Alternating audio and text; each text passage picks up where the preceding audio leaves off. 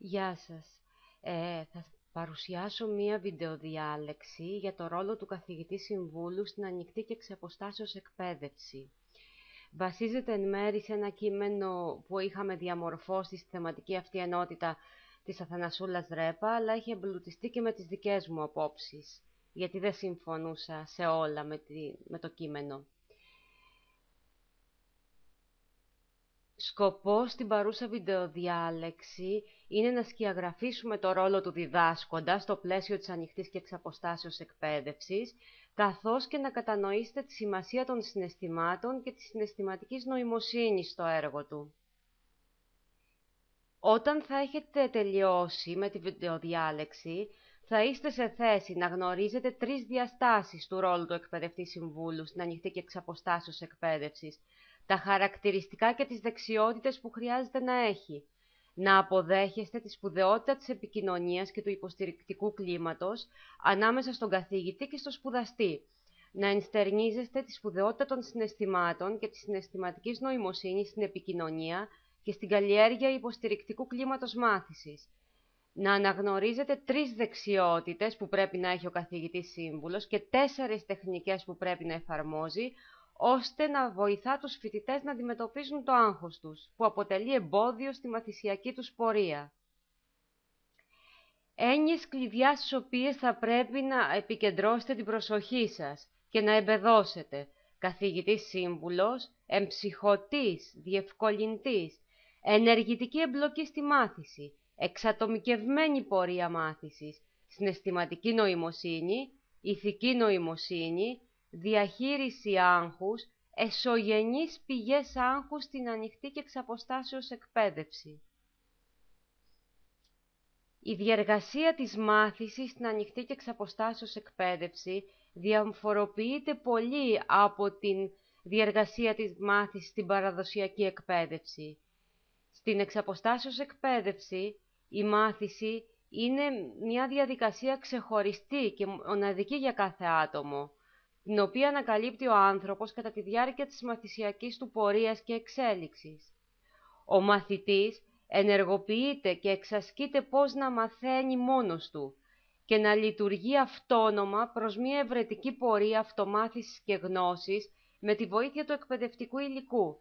Η διδασκαλία οφείλει να διευκολύνει την κατεύθυνση αυτή.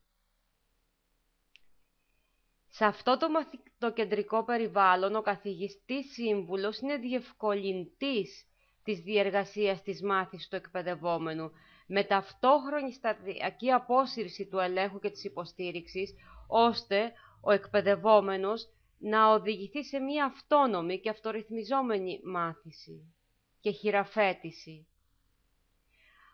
Ο καθηγητής ανατροφοδοτεί και αξιολογεί την πορεία του εκπαιδευόμενου και οργανώνει την αλληλεπίδρασή του με το διδακτικό υλικό, αλλά και με τους συμφοιτητές του, και τον εμπλέκει ενεργητικά στη διαδικασία της μάθησης.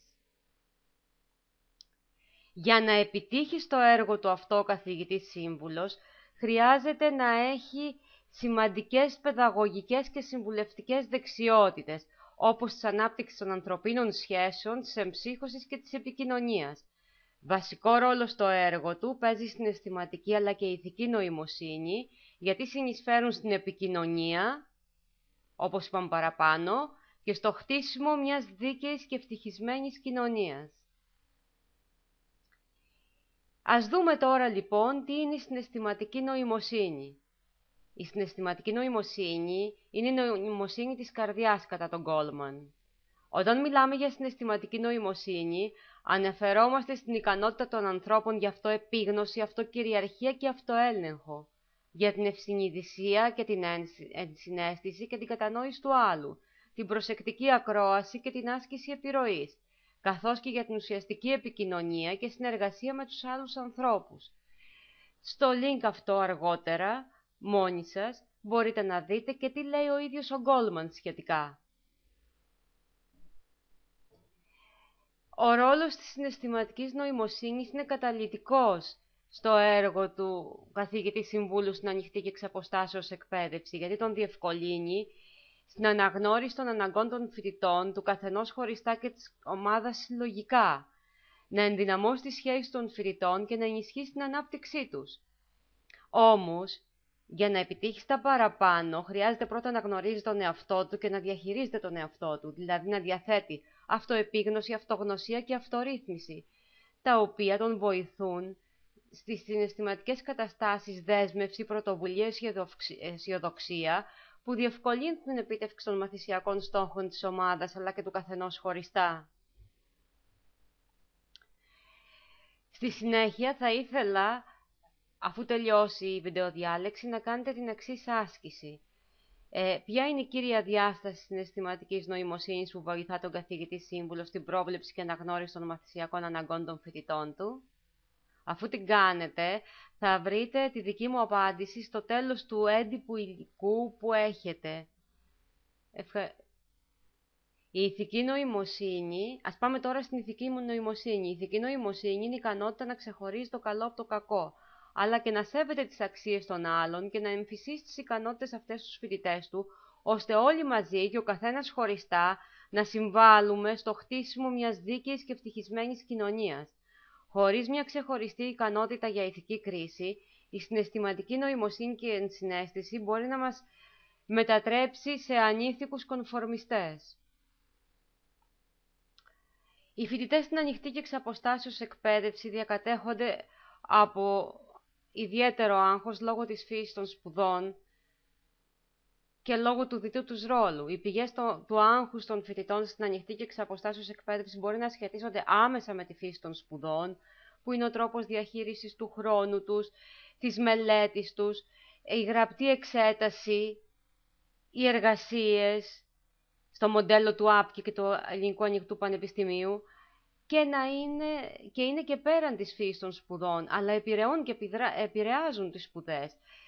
Οι πηγές του άγχους πέραν της φύσης των σπουδών πηγάζουν από το διτό ρόλο, φοιτητής και εργαζόμενος, από την απομόνωση και το μοναχικό τρόπο μελέτης, η μη μέθεξη και η συναναστροφή με τους συμφοιτητές και τον διδάσκοντα αυξάνει το άγχος. Οι σχέσεις που μπορεί να έχει στον χώρο των σπουδών, με τον οργανισμό, με τον διδάσκοντα, με τους συμφοιτητές του.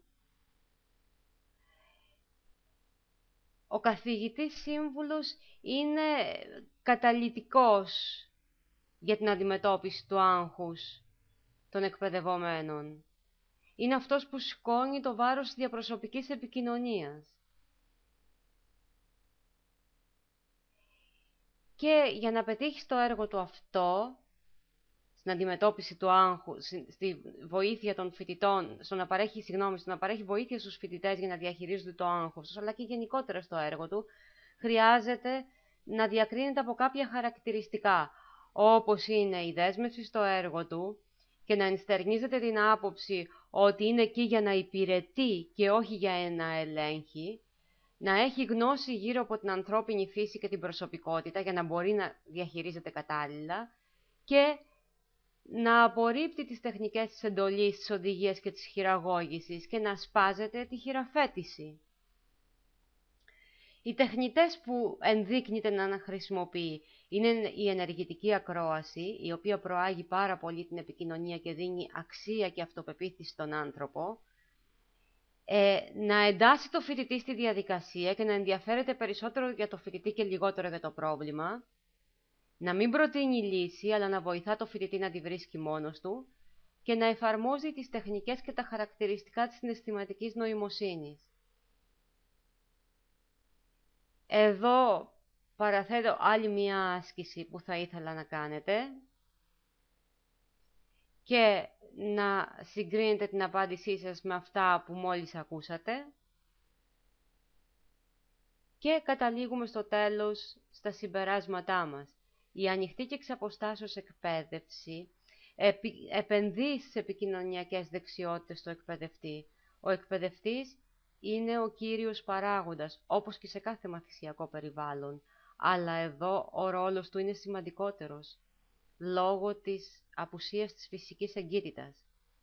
Ο ικανός εκπαιδευτής οφείλει να επικοινωνεί αποτελεσματικά, να ενεργοποιεί και να υποστηρίζει το ενδιαφέρον και τη δέσμευση του εκπαιδευόμενου, να τον εμπνέει για την πορεία της μάθησής του και την επίτευξη των στόχων. Όμως, δεν αρκούν αυτά για να είναι επιτυχής στο έργο του. Θα πρέπει να τον διακρίνει ήθος και ηθική νοημοσύνη, να έχει δέσμευση στο έργο του, να υπηρετεί τους φοιτητές του και την κοινωνία. Σας ευχαριστώ για την προσοχή σας.